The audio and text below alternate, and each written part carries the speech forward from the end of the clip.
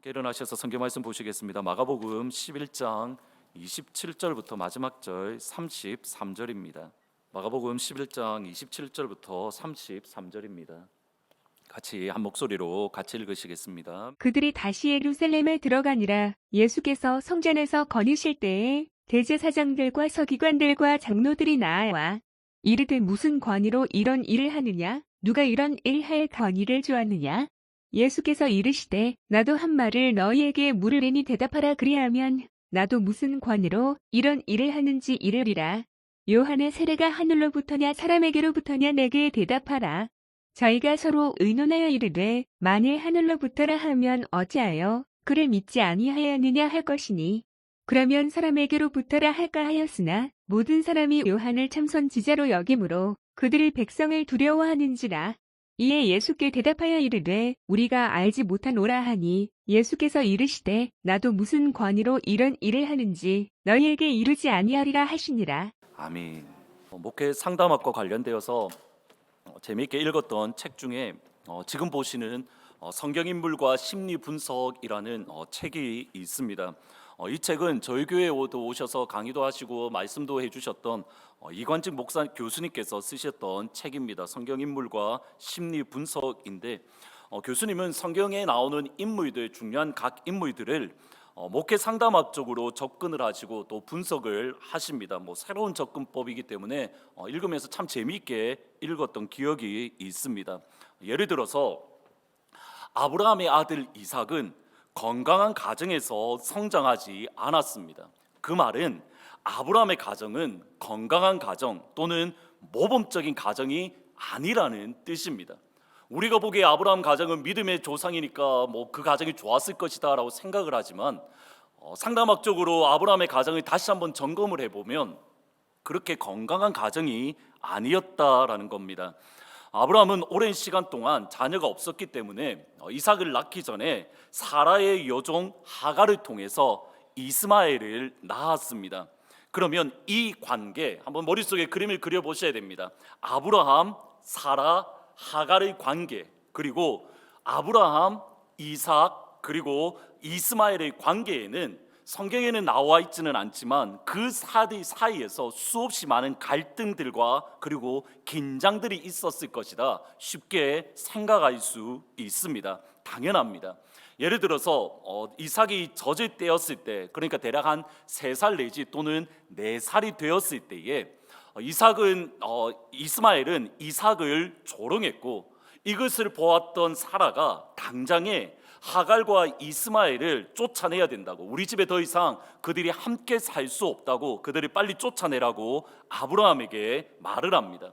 그 사라의 말을 들었던 아브라함은 성경에 보시면 매우 근심했다라고 기록합니다. 여기 근심하다라는 말이 라하라는 히브리어 말인데 이 명사가 뭐냐면 이블, 악하다라는 뜻입니다. 그러니까 아브라함의 가정은 분명히 믿음의 조상으로서 신앙의 가정이었습니다. 그러나 그들의 집은 결코 건강한 가정이 아닙니다.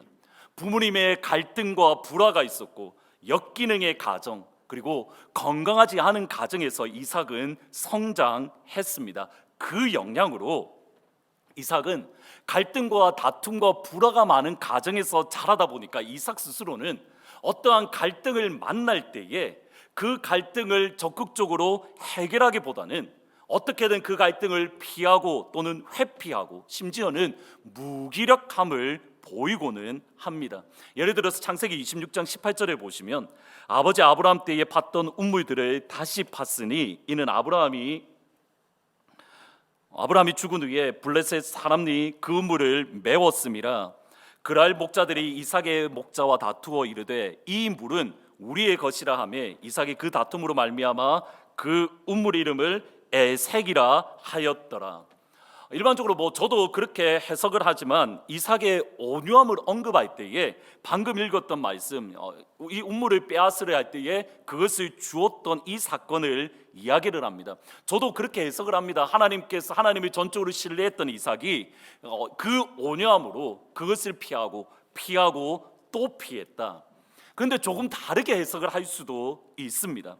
블레셋이 더 이상 시비를 걸지 않을 때까지 더 이상 갈등과 다툼이 없을 때까지 이삭은 무기력하게 그 갈등을 피하고 그 다툼을 회피하는 모습인 겁니다. 믿음의 관점으로 해석을 할 수 있지만 하나님이 나에게 주신 것, 특별히 아버지 아브라함 때에 팠던 운물이라고 되어져 있습니다. 아버지 아브라함이 나에게 주었던 그것을 그냥 무력으로 뺏어가는데 아무런 저항을 하지 않는 것, 분명히 건강한 모습은 아닙니다. 좋은 게 좋은 시기다라고 넘어가는 것, 갈등이 싫고 다툼이 싫고 큰 소리가 싫어서 그 자리를 회피하는 것, 정서적으로 건강한 모습은 분명히 아닙니다. 이삭에게 있어서 또 중요한 사건이 다름 아닌 아버지 아브라함이 이삭을 번제로 바치려 했던 모리아산 사건입니다. 아브라함은 진짜 이삭을 죽이려고 칼을 들었습니다. 여러분, 저희들이 아브라함이 이삭을 바치려 했던 모리아산을 어떻게 이야기하냐면 얼마나 하나님을 사랑하면, 얼마나 하나님을 경외하면 그의 사랑하는 아들, 창세기 21장 22장에 보시면 내 아들 내 독자 내 사랑하는 아들 이삭, 너의 라는 말을 강조할 정도로 이 아브라함이 이삭을 너무 사랑하지만 그것보다 하나님을 더 사랑하고 그것보다 하나님을 더 경외하는 아브라함의 믿음만을 생각하지만, 여러분 반대로 이삭에서 입장에서 생각해 보면 씻을 수 없는 깊은 상처가 됩니다. 첫 번째로는 진짜 죽을 뻔했습니다. 그냥 죽을 척이 아니라 진짜 죽을 뻔했습니다. 두 번째로 자신을 진짜 죽이려 했던 사람이 누구냐면 사랑하고 존경하고 무서워서 말조차도 한마디로 꺼낼 수 없는 하나님의 사람 아버지 아브라함이 나를 죽이려고 하는 겁니다. 분명히 모리아 산에서 역시도 이삭 역시 믿음의 모습을 보이는 것은 사실입니다. 그런데 이 이후에 이삭의 모습을 생각을 해보면 그가 죽을 뻔했던 무서운 기억들, 그리고 가장 신뢰하고 가장 믿었던 아버지가 나를 죽이려 했다라는 그 배신감, 부모님조차도 믿을 수 없다라는 그 상처가 자연스럽게 사라진 것은 결코 아닙니다. 모리아산 사건 이후에 그 다음에 이어지는 말씀이 뭐냐면 사라의 죽음으로 이어집니다. 탈무드에 의하면 이 사라의 죽음을 어떻게 해석을 하냐면, 그 본문에 보시면 아브라함이 하나님의 말씀을 들었을 때 사라에게 이야기하지 않고 그 다음날 즉시로 이삭과 데리고 그냥 떠나버립니다. 그리고 그 사건을 돌아와서 사라에게 내가 이삭을 죽이려 했다고, 어쩌면 이삭이 아버지가 나를 죽이려 했다고 그렇게 말을 했을 수도 있습니다. 그 이야기를 듣고 사라가 충격받아서 화병에 죽었다라고 탈무드가 해석을 합니다. 그러니까 유대인들이 그렇게 실제로 충격받아서 사라가 죽었다라고 해석을 하는 겁니다. 그만큼 사라에게도 충격이었고 당사자인 이삭에게도 충격이었습니다. 여러분, 그걸 알 수 있는 것이 이삭이 그의 부모님의 죽음을 대하는 모습을 보면 그 반응이 전혀 다릅니다. 어머니 사라가 죽었을 때에는 이삭은 깊은 상실감에 빠졌고 리브가와 결혼한 이후에야 비로소 그가 위로를 받았다. 그러니까 꽤 오랜 시간 동안 어머니의 죽음에 대해서 아파하고 슬퍼하고 깊은 상실감에 빠졌습니다. 반면에 아버지 아브라함의 죽음에 대해서는 이삭이 너무 힘듭니다, 아버지가 죽었기 때문에 내가 너무 슬프고 애통합니다, 전혀 이런 기록이 없습니다. 그냥 아브라함이 죽었다 끝입니다.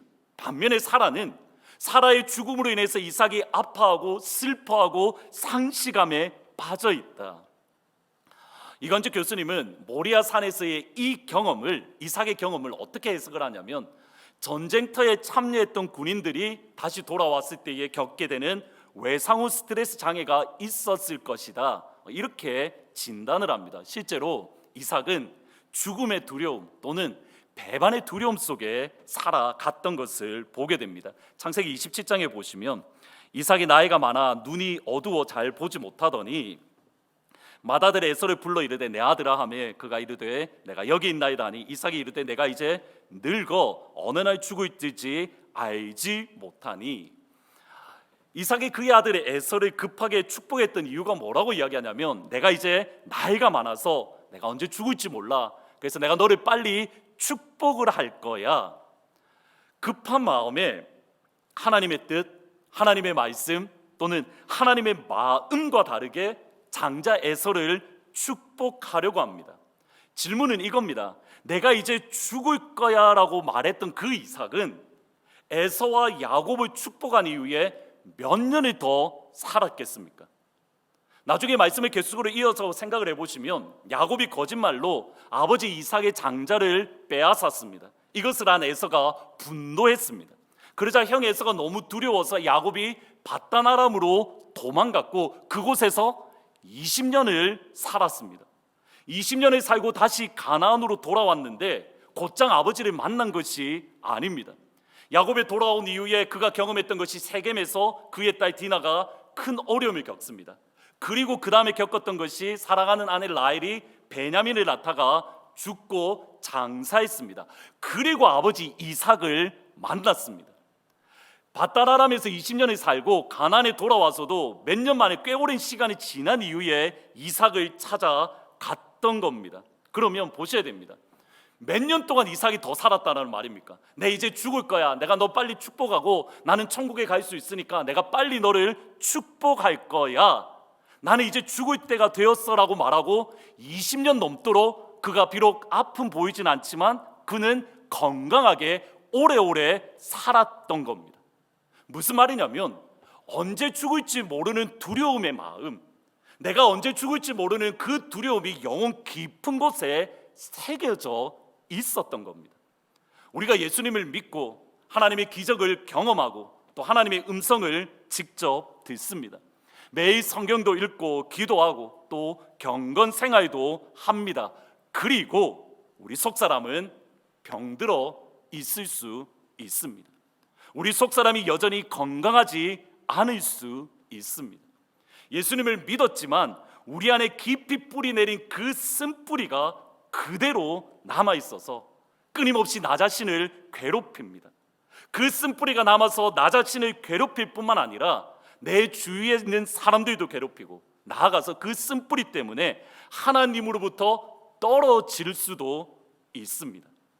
히브리서는 믿음의 2세대들에게 주시는 하나님의 복음입니다. 여기 믿음의 1세대들은 누구냐면 예수님께 직접 배웠던 제자들, 천국 복음 12제자를 비롯해서 예수님에게 직접 배웠던 이들이 믿음의 1세대들이고 그 믿음의 1세대들에게 배웠던 이들을 믿음의 2세대라고 말을 합니다. 믿음의 2세대라고 말을 하지만 이들은 하나님의 기적 또는 영적인 놀라운 경험들을 가지고 있습니다. 히브리서 6장 4절에 보시면 한번 빛을 받고 하늘의 은사도 맛보고 성령에 참여한 바 되고 하나님의 선한 말씀과 내세의 능력을 맛보았다. 여러분 이거 경험하고 싶지 않으십니까? 하나님의 빛을 보고 하나님의 은사가 충만히 경험되어지고 여기 성령에 참여하다란 말이 partaker of Holy Spirit이란 말입니다. partaker in the Holy Spirit, 성령 하나님의 참여한 바 되었다. 어느 정도로 성령 하나님과 연합해서 교제를 깊이 나누었던지 성령 하나님의 참여한 자가 되었다. 하나님의 선한 말씀의 능력도 보았고 내세 다가오는 하늘의 능력을 너희들이 경험했다. 말씀의 능력도 있습니다.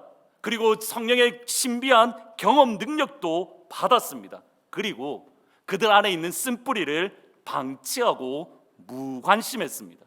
이어지는 말씀 6장 8절을 보면 만일 가시와 엉겅퀴를 내면 버림을 당하고 저주함에 가까워 그 마지막은 불사름이 되리라. 가시와 엉겅퀴, 이것을 12장에 가서는 조금 더 구체적으로 설명을 합니다. 히브리서 12장 15절 17절 같이 한번 읽어 보십니다. 시작.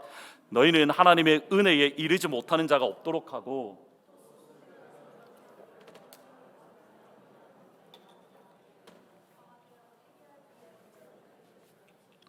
눈물을 흘리며 구하되 버림바가 되어 회개할 기회를 얻지 못하였느니라. 여기 이 본문에 보시면 누구든지 쓴뿌리가 성장해서 괴롭히면 안 됩니다.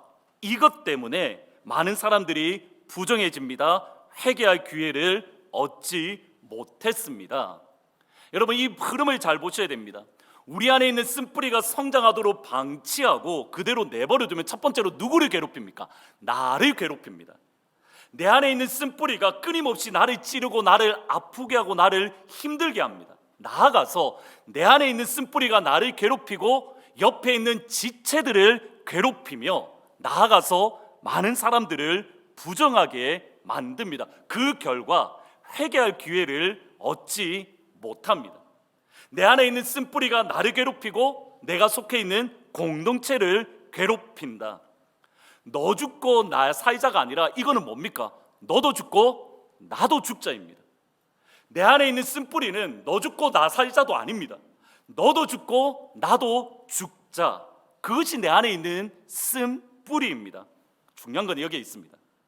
그 쓴뿌리, 너도 죽고 나도 죽고 나도 괴롭히고 내 주위에 있는 가족들, 내 주위에 있는 이웃들, 내가 속해 있는 주의 교회를 괴롭히는 내 안에 있는 쓴뿌리, 그것을 가진 사람들이 누구입니까? 하늘의 빛을 경험했습니다.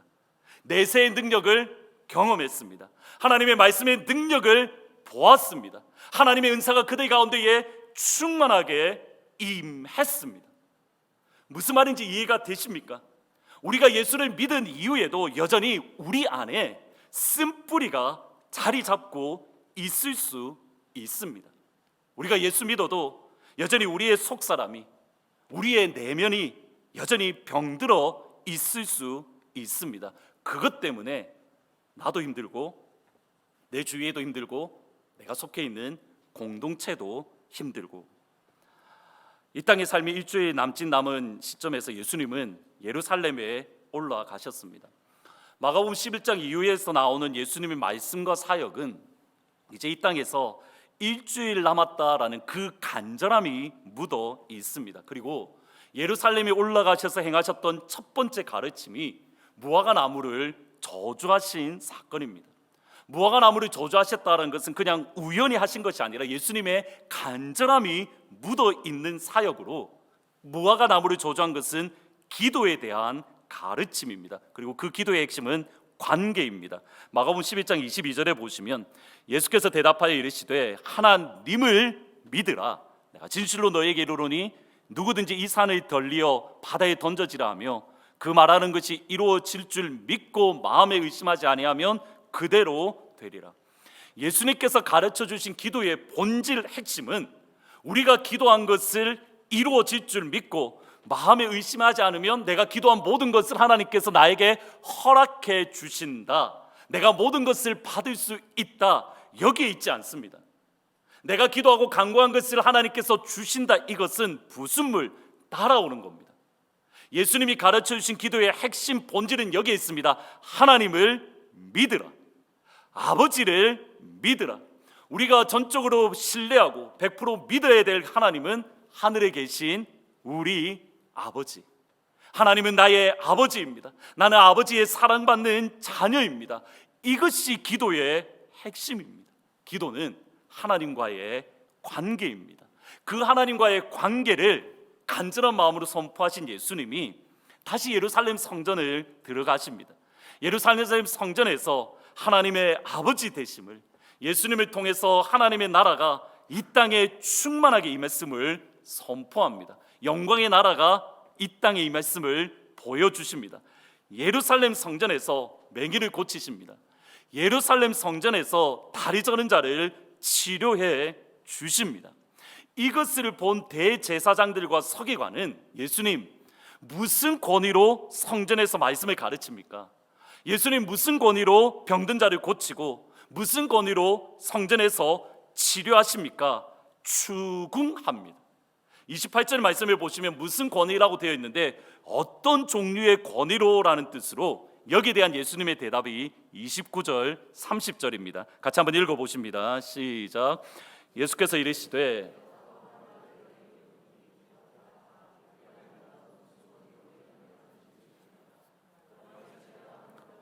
사람으로부터냐? 내게 대답하라. 여러분, 사복음서를 가만히 읽어보시면 예수님의 세례 요한의 사역부터 설명을 하고 연이어서 예수님의 사역을 설명을 하는 것을 보게 됩니다.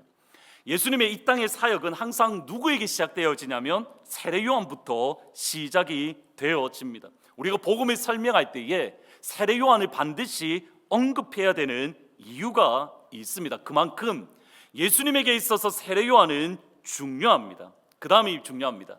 세례 요한은 누구에게도 세례를 베풀어야 된다는 권위를 받은 적이 없습니다. 하나님의 말씀을 가르쳐야 되는 그 권위를 사람에게 받은 적이 없습니다. 회개하라 천국이 가까웠느니라 하나님의 나라의 복음을 선포할 때에 세례 요한은 사람에게 권위를 부여받은 것이 아닙니다. 하나님의 말씀이 하늘을 열고 이 세례 요한에게 임해서 때가 찼으니 하나님의 복음을 믿으라. 세례 요한은 그 권위를 하나님께 받았습니다. 광야에 외치는 자의 소리로 왕이신 예수님의 길을 준비했습니다. 광야에 외치는 자의 소리로 왕이신 예수님의 길을 곱게 만들었습니다. 하나님께서 세례 요한을 보내셨음을 모든 이스라엘 백성들, 바리새인들, 제사장들, 심지어 로마 군인까지 인정하고 믿었습니다. 다시 들으셔야 됩니다. 하나님께서 세례 요한을 보내어서 하나님의 오실 길을 준비하고 있음을 이스라엘 백성들, 바리새인들, 제사장들, 로마 군인들까지 인정하고 믿었습니다. 따라서 예수님의 질문에 대한 답을 대제사장들, 서기관들은 알고 있습니다. 세례 요한의 세례는 하늘로부터 왔습니다. 따라서 예수님도 하늘로부터 이 땅에 오셨습니다. 이것이 답입니다. 세례 요한이 하나님께로 왔습니다. 따라서 예수님 당신도 하나님께서 당신을 보내어 주셨습니다. 하나님이 주신 권세로 예수님은 천국 복음을 성전에서 가르칩니다. 하나님이 주신 권세로 예수님은 회복을 선포하시고 치유의 역사를 일으켜 주셨습니다. 하나님이 예수님에게 주신 권세로 바울의 고백과 같습니다. 사람에게서 난 것도 아니고 사람으로 말미암은 것도 아니고 예수 그리스도와 그를 죽은 자 가운데서 살리신 하나님 아버지로 말미암아 사도된 나 바울은 나의 권세는 사람이 받았다는 게 아닙니다. 나의 권세는 하나님이 주셨습니다. 따라서 나는 천국 복음을 여러분에게 담대하게 선포합니다. 하나님이 나를 이 땅 가운데 보내셨기에 나는 여러분 가운데 치유의 역사를 일으킵니다. 하나님이 나를 보내셨기에 생명의 말씀을 여러분 가운데에 선포합니다. 이것이 세례 요한의 모습이고 예수님의 모습입니다. 예수님은 하나님이 보내신 하나님의 아들입니다. 세례 요한과도 다릅니다.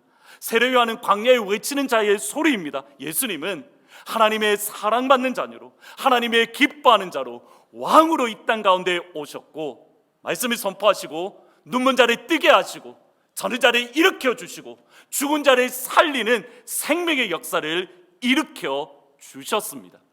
하나님이 예수님을 보내셨음을 대제사장은 알고 있습니다. 서기관도 알고 있습니다. 이미 갈릴리로 보내어서 예수님의 사역에 대해서 충분히 조사했기 때문입니다. 예수님이 하나님의 손, 성령을 힘입어서 귀신을 쫓아낸다, 성령을 힘입어서 병자를 치료한다, 그들이 보았습니다. 그들이 들었습니다. 그러면 대제사장과 서기관들은 예수님의 권위를 인정해야 됩니다. 그것이 하나님을 인정하는 것이기 때문입니다. 예수님의 권위에 순종해야 됩니다. 그것이 하나님께 순종하는 것이기 때문입니다. 예수님과 함께 하나님 나라의 복음을 선포해야 됩니다. 예수님의 동력자가 되어서 맹인의 본눈을 뜨게 하는 역사를 그들도 일으켜야 되는 겁니다.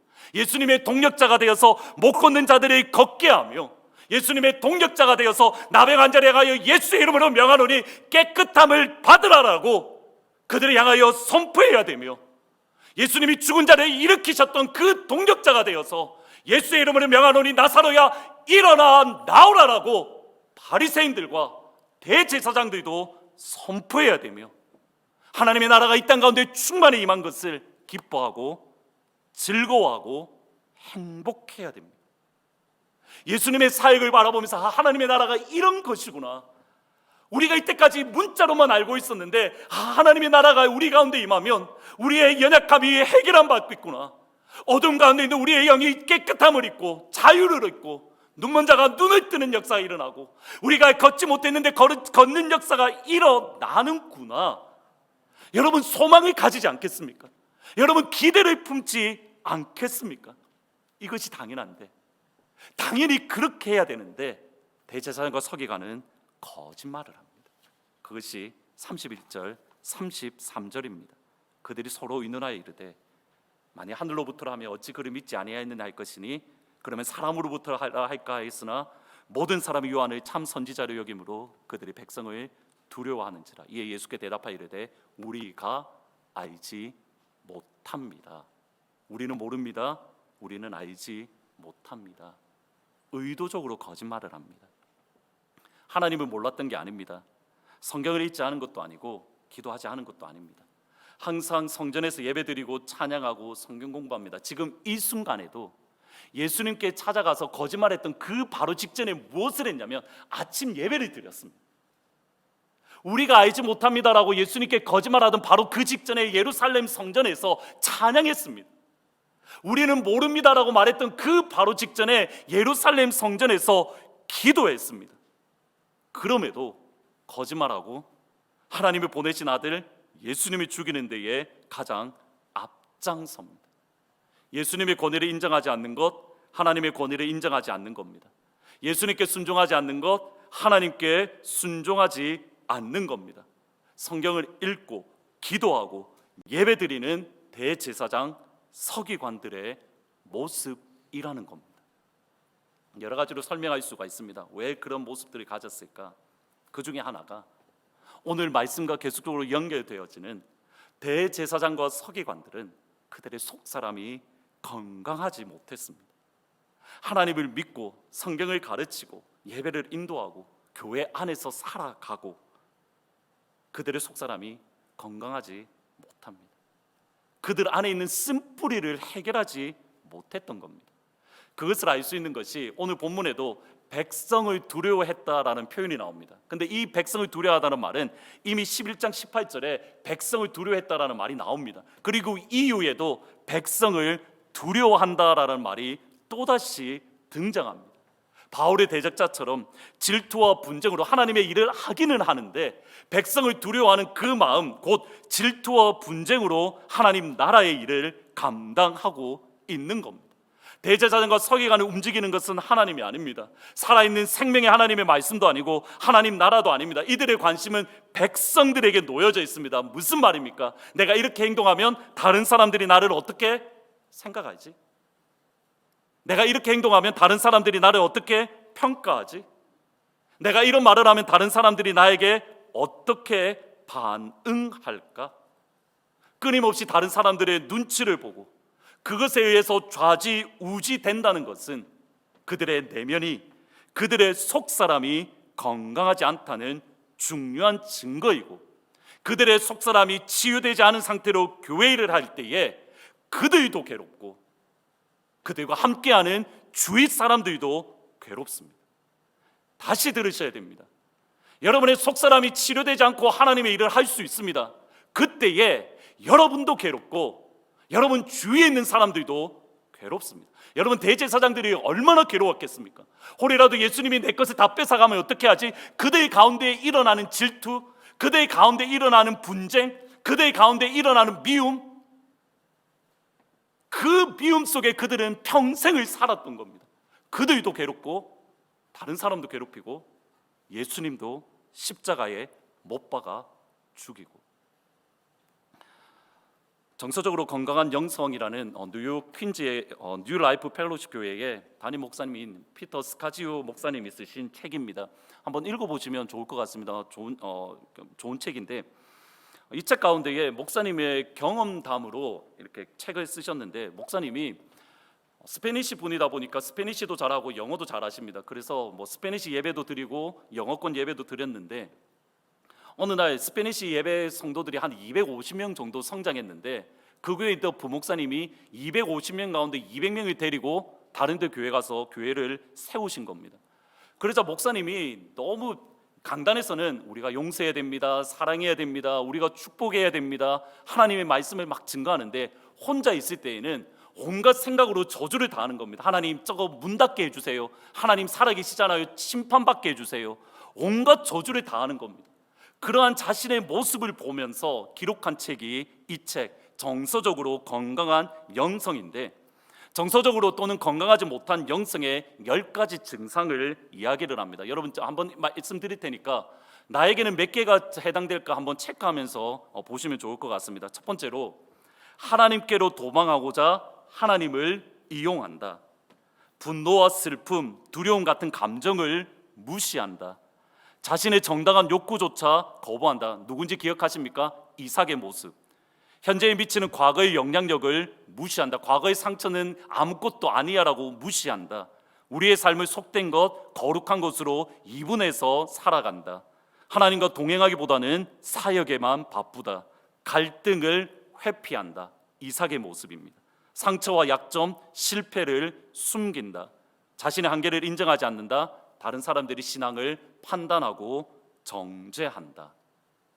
이것이 정서적으로 건강하지 못한 영성을 가진 이들의 중요한 특징입니다. 오늘 관심이 가질 것은 하나님으로부터 도망하고자 하나님을 이용하는 모습, 정확하게 바리새인들의 모습입니다. 스카지오 목사님은 조금 전에도 말씀드렸듯이 이게 가장 알아차리기 어렵다라고 합니다. 왜냐하면 겉으로 드러나는 모습은 너무 건강하고 정상적이고 경건생활을 열심히 하기 때문입니다. 속으로 그 부교역자와 떨어져 나간 200명을 끊임없이 저주하는데 겉으로 드러날 때에는 설교하고 하나님의 말씀을 증거하고 사랑을 이야기하는 그 모습, 얼마나 건강해 보입니까? 그런데 그 속은 병이 들어 있더라는 겁니다. 가정과 직장에서 그리스도인으로서 책임감 있게 살아갑니다. 기도도 열심히 하고 성경도 열심히 읽습니다. 근데 내면이, 속사람이 건강하지 않습니다. 그리고 그 모습을 이렇게 말합니다. 첫 번째로, 하나님이 아닌 나 자신의 만족을 위해서 하나님의 일을 할 때에, 하나님이 요구하지 않는 일을 하나님의 이름으로 할 때에, 좋은 평판을 얻으려고 그리스도인의 미덕을 실천할 때에, 다른 사람을 판단하고 폄훼하는데 하나님의 말씀을 이용할 때, 하나님이 이렇게 말씀하시는 것 같다라고 생각할 때에 하나님이 이렇게 말씀하셨다라고 말할 때에 하나님부터 도망하고자 하나님을 이용하는 전형적인 5개의 모습이고 대제사장과 서기관의 모습입니다. 분명히 하나님의 일을 하고 있습니다. 근데 하나님이 아니라 자신의 만족을 위함, 이것이 하나님이 나에게 주신 사역이라며 다른 사람에게 빼앗기지 않고 심지어 예수님에게조차 질투와 분노의 마음, 하나님의 이름을 이야기하는데 하나님은 관심 없는, 좋은 평판, 좋은 말을 들으려고 하나님의 헌신하며 하나님의 사역을 감당하는 모습, 예수님을 깎아내리기 위해서 성경을 인용하며 예수님의 권위를 인정하지 않고 하나님 앞에 그들의 죄, 그들의 잘못을 책망할 때에 그것을 받아들이지 못하고 다른 사람들의 쓴소리를 인정하지 못하고 내가 생각하고 내가 말하는 것이 받아들이지 않을 때에 그것에 대해서 분노하며 견디지 못하고 교회 일을 하면서 정서적으로 건강하지 못하다라는 의미 증거입니다.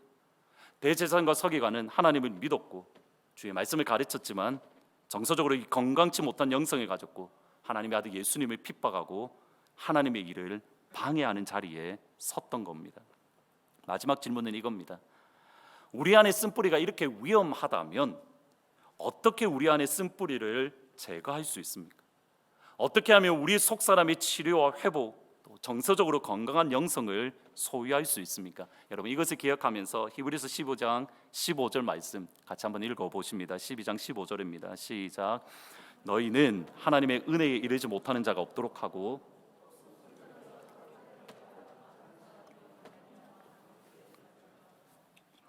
헬라에서 조금 의역하면 이렇습니다. 하나님의 은혜가 여러분에게 부족하지 않도록 조심하십시오. 따라서 쓴뿌리가 여러분 안에서 성장하고 괴롭히고 많은 사람들이 더럽히지 않도록 조심하십시오. 우리 성경에는 하나님의 은혜에 이르지 못한다라고 되어 있는데 헬라어로 보면 하나님의 은혜가 여러분에게 부족하지 않도록 하십시오. 하나님의 은혜가 여러분에게 부족하지 않도록 하십시오. No one comes short of the grace of God. 하나님의 은혜에 부족함이 없도록 하십시오. 하나님의 은혜를 받았습니다. 하나님의 사랑을 받았습니다. 충분하게 받지 않았습니다. 하나님의 은혜와 하나님의 사랑을 받는데 풍성하게 받지 않았습니다. 넉넉하게 받지 않았습니다. 그때 내 안에 쓴뿌리가 자라나고 그 쓴뿌리가 나를 괴롭히고 내 주위의 사람들을 괴롭히고 교회를 괴롭히고, 다르게 표현하면 내 안에 있는 쓴뿌리가 완전히 치료되고 회복되어지고 온전해질 만큼 하나님의 은혜를 풍성하게 받아야 되는 겁니다. 내 안에 있는 아픔이 완전히 회복되어질 만큼 하나님의 사랑이 여러분의 심령과 영혼을 충만히 적셔내야만 되는 겁니다. 여러분, 이것이 다윗의 모습입니다. 다윗의 삶을 여러분 가만히 보시면 다윗의 가정은 엮이는 가정입니다. 다윗은 부모님의 사랑도 받지 못했고 형제의 사랑을 받지 못했습니다. 어느 정도냐면 시편 51편 5절에 보면 내가 죄악 중에 출생하였으며 어머니가 죄 중에서 나를 잉태했습니다. 여러분, 어머니가 죄 중에서 나를 잉태했다라고 말할 수 있는 사람이 이 땅에 아무도 없습니다. 그런데 어머니가 죄 중에서 나를 잉태했다라고 말할 정도로 다윗의 가정은 엮이는 가정이었다는 겁니다. 부모님에게 지지를 받지 못합니다. 그의 형제들이 다윗을 지지하지 않습니다. 심지어 결혼한 이후에는 그의 아내 미갈조차도 다윗을 어떻게 합니까? 다윗을 업신 여겼더라. 그 이후에는 어떤 일이 일어납니까? 그의 자녀들이 다윗에게 반란하여 다윗을 죽이려고 합니다. 가정에서 지지를 전혀 받지 못하니 그 다음 어떤 일이 일어납니까? 사회에서 지지를 받지 못합니다. 부모님과 가족에게 지지를 받지 못한 다윗이 사회에서 지지를 받지 못하는데 시편 22편 6절에 보면 나는 벌레요 사람이 아니라 사람의 비방거리요 백성의 조롱거리니이다. 나는 버러지 같은 인생입니다. 다윗 스스로가 그렇게 말을 하는 겁니다. 부모님에게 지지받지 못하고 아내에게 지지받지 못하고 자녀들이 나를 죽이려고 하고 세상 사람들은 나를 버러지라고 취급하는 그 다윗의 삶 속에 쓴뿌리의 모습이 발견되지 않습니다. 다윗의 심령이 정서적으로 건강하지 않다라는 모습을 찾기가 어렵습니다. 이유가 어디 있는지 아십니까? 시편 23편에 보면 이렇게 말합니다. 여호와는 나의 목자시니 내게 부족함이 없으리로다. 5절에 가서 이렇게 말합니다. 주께서 내 원수의 목전에서, 나를 지지하지 않는 부모님의 목전에서, 나를 사랑해 주지 않는 부모님의 목전에서, 나를 지원해 주지 않는 나의 부인 앞에서, 나를 지원해 주지 않는 나의 남편 앞에서, 나를 죽이려고 하는 나의 자녀 앞에서 내게 상을 차려주시고, 그 다음이 중요합니다. 기름을 내 머리에 부으셨으니 내 잔이 넘치나이다. 내 잔이 넘치나이다. 내 평생의 선하심과 인자하심이 나를 따르리니 내가 여호와의 집에 영원히 살리로다. 다윗의 일생에 이 고백이 있었던 겁니다. 분명히 아픕니다. 그런데 아버지의 기름 부으심이 흘러 넘쳐납니다. 부모님의 사랑을 받지 못한 것을 뛰어넘는 아버지 하나님의 기름 부으심, 아내와 자녀의 사랑을 받지 못하는 것을 뛰어넘는 하나님의 기름 부으심, 세상 사람들이 나를 버러지로 취급하는 것을 뛰어넘는 아버지 하나님의 기름 부으심, 내가 가지고 있는 연약함을 뛰어넘는, 내가 가지고 있는 병을 뛰어넘는 그 아버지 하나님의 부으시는 은혜가 다윗의 일생에 흘러 넘쳐났던 겁니다. 내 잔이 넘치나이다. 이 은혜가 여러분 가운데 충만하게 임하기를 주의 이름으로 축원합니다. 여러분의 10년간 속에 가지고 있는 상처를 뛰어넘는 하나님의 기름 부으심이 이 시간 여러분의 영혼을 뒤덮기를 주의 이름으로 축복합니다. 부모님에게 사랑받지 못해서 아파하는 그 상처를 뛰어넘을 수 있는 하늘아버지의 사랑이 여러분 가운데 임하기를 주의 이름으로 축복합니다. 여러분의 남편과 여러분의 아내에게 지지받지 못하는 그 아픔을 뛰어넘는 하나님의 사랑, 세상 생활을 하면서 직장 생활을 하면서 인정받지 못하고 아파하는 그것을 뛰어넘을 수 있는 내 자리 넘치나이다라는 그 사랑이 여러분 가운데 가득하기를 주의 이름으로 축원합니다. 아픔을 뛰어넘는 주의 사랑, 말씀을 생각하면서 아버지 사랑 내가 노래해, 아버지 은혜 내가 노래해. 나를 향한 하나님의 사랑은 거짓이 없고 성실하신 그 사랑, 하나님 그냥 은혜가 아니라 여러분의 이 심령, 이 시간 심령 속에 뿌리 내려오고 있는 그 쓴뿌리가 뿌리 뽑힐 수 있는 하나님의 사랑, 여러분이 가지고 있는 아픔을 뿌리 뽑을 수 있는 그 아버지의 위로와 하나님 이 시간 나에게 부어주십시오. 말씀을 생각하면서 찬양하고 기도하고 마무리합니다. 아버지 사랑 내가 노래해. 아버지 사랑 내가 노래해. 아버지 은혜 내가 노래해. 그 사랑 변함없으신 거짓 없으신 성실하신 그 사랑 상한 갈대 꺾지 않으시는 꺼져가는 등불 끄지 않는 그 사랑 변함없으신 거짓 없으신 성실하신 그 사랑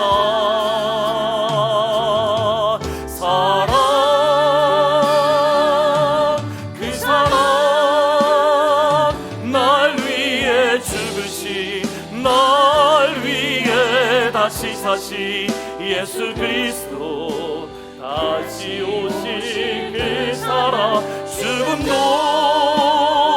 생명도 천사도 하늘의 어떤 권세도 끊을 수 없는 영원한 그 사랑 예 아버지 사랑 내가 이 시간 노래합니다. 아버지 사랑 내가 노래해. 아버지 은혜 내가 노래해. 그 사랑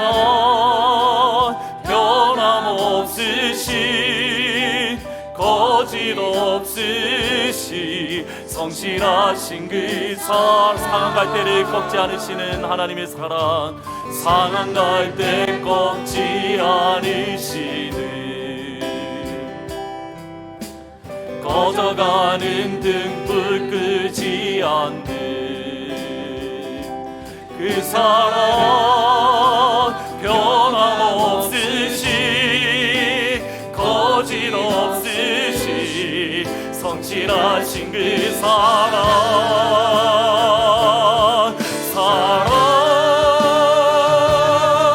그 사랑 날 위해 죽으신 날 위해 다시 사신 예수 그리스도 다시 오신 그 사랑 죽음도 생명도 천사도 하늘의 어떤 권세도 끊을 수 없는 영원한 그 사랑 날 위해 죽으신 그 사랑 날 위해 죽으신 날 위해 다시 사신 예수 그리스도 다시 오신 그 사랑 죽음도 생명도 천사도 하늘의 어떤 권세도 끊을 수 없는 영원한 그 사랑 예수 완전한 하나님의 아버지의 그 사랑 예수 하나님의 완전한 사랑 예수 하나님의 값없는 은혜 예수 하나님의 놀라운 지혜 예수 하나님의 사랑 예수 하나님의 값없는 놀라우신 은혜 예수 하나님의 완전한 사랑 예수 하나님의 값없는 은혜 예수 하나님의 놀라운 지혜 아름다운 그 이름 예수 기도하실 때에 여러분의 손을 가슴에 얹고 하나님 은혜를 주시되 내 안에 있는 상처를 뛰어넘는 그 은혜를 부어 주십시오. 내 안에 있는 아픔들 쓴뿌리들을 뿌리 뽑을 수 있는 그 하나님의 사랑을 이 시간 충만하게 부어주십시오. 하나님의 사랑이 여러분이 가지고 있는 그 어떤 아픔보다 더 크고 더 위대합니다. 여러분의 심령 속에 있는 그것들을 하나님 이 시간 다 뿌리 뽑을 수 있도록, 하나님 내 자리 넘치나이다, 하나님 이 고백의 자리에 설 수 있도록, 겉으로 보기에 정상적인 게 아니라 진짜 건강한 영성을 가질 수 있도록 하나님 이 시간 내 심령을 새롭게 하시고, 누구든지 그리스도 안에 있으면 새로운 피조물이라 하셨으니 넘치는 그 은혜를, 예수의 십자가의 사랑을 하나님 이 시간 나에게 충분하게 부어주셔서 하나님 오늘 이 시간 내가 회복되게 하여 주옵소서, 내가 치료되게 하여 주옵소서, 내가 온전하게 되게 하여 주시옵소서. 여러분 말씀을 생각하면서 한 목소리로 기도하며 나갑니다. 기도합니다. 주여,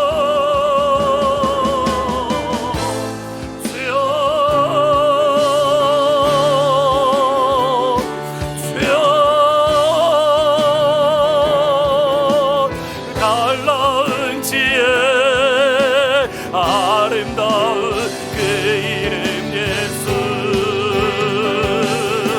예수 하나님의 완전한 사랑, 예수 하나님의 값없는 은혜, 예수 하나님의 놀라운 지혜.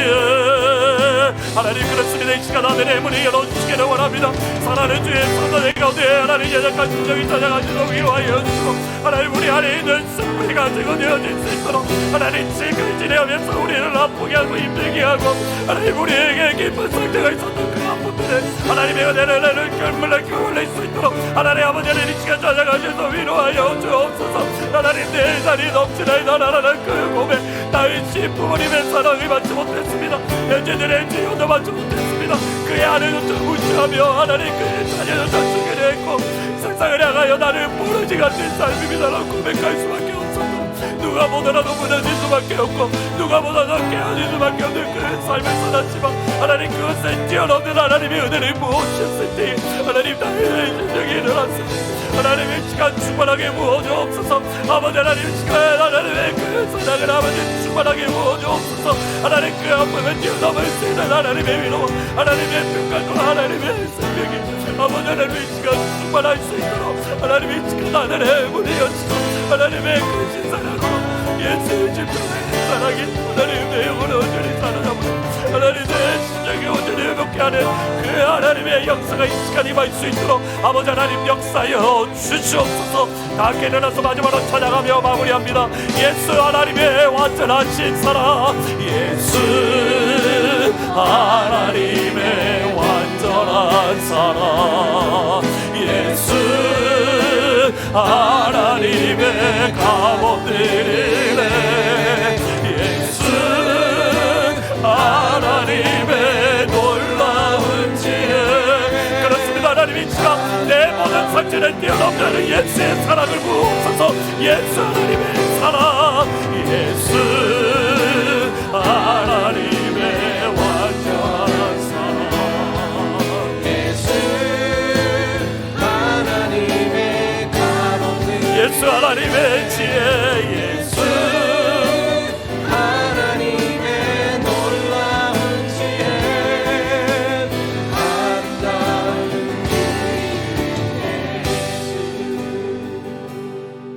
아버지, 참 힘들고 어려운 삶들을 순간순간마다 살아갑니다.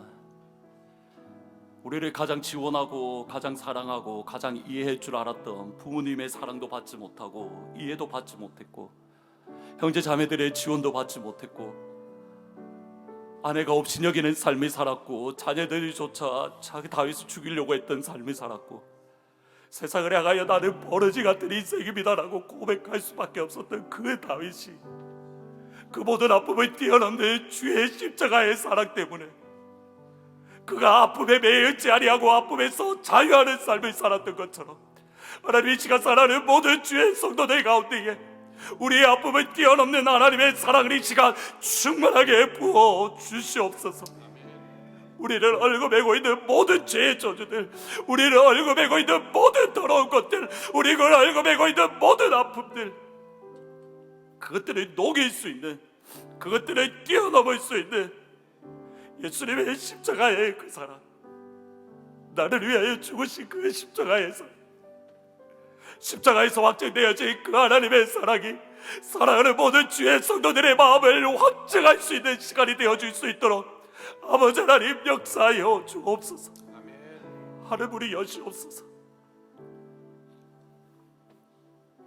그 사랑으로 이번 한 주간도 아버지의 사랑받는 자로 어깨 펴고 당당하게 하나님의 자녀로 이 땅을 살아가는 귀한 우리 모든 성도들 다 될 수 있도록 주님 역사하여 주옵소서.